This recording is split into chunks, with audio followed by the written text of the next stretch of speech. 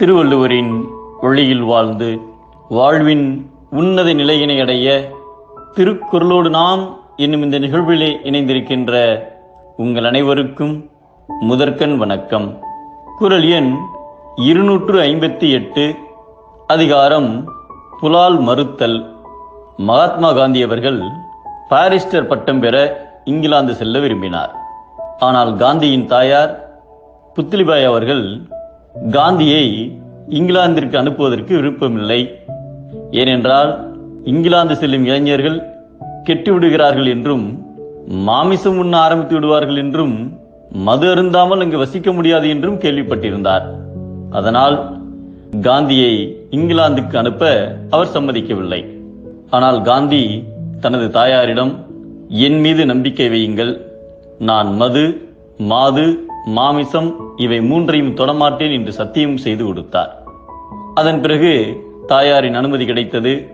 இங்கிலாந்திற்கு முதலாக கப்பலில் பயணமானார்.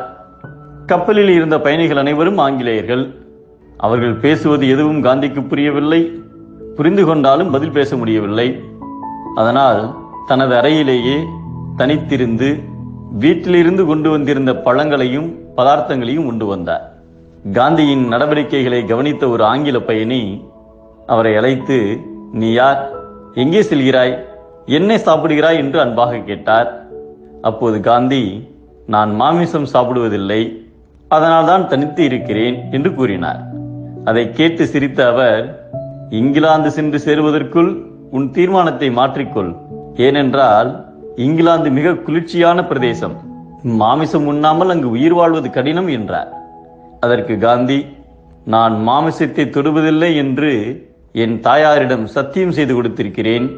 எனவே மாமிசம் உண்ணாமல் இங்கிலாந்தில் இருக்க முடியாது என்று நிலை வந்தால் இந்தியாவிற்கே நான் திரும்பி விடுவேனே என்று என் சத்தியத்தை ஒருபோதும் மீறமாட்டேன் என்று உறுதியாக சொன்னார்.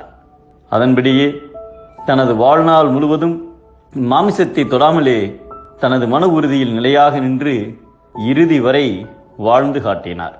குற்றமற்ற தெளிந்த அறிவினை உடையவர் ஓர் உயிரில் இருந்து பிரிந்து வந்த ஊனை உண்ணமாட்டார் என்பதை செயிரின் தலைப்பிரிந்த காட்சியார் உண்ணார் உயிரின் தலைப்பிரிந்த ஊன் என்கிறார் நம் தெய்வப்புலவர் திருவள்ளுவர். பிரிது உயிர் ஊன் உண்ணுதல் தீது, புலால் மறுத்து வாழ்தலே நன்று.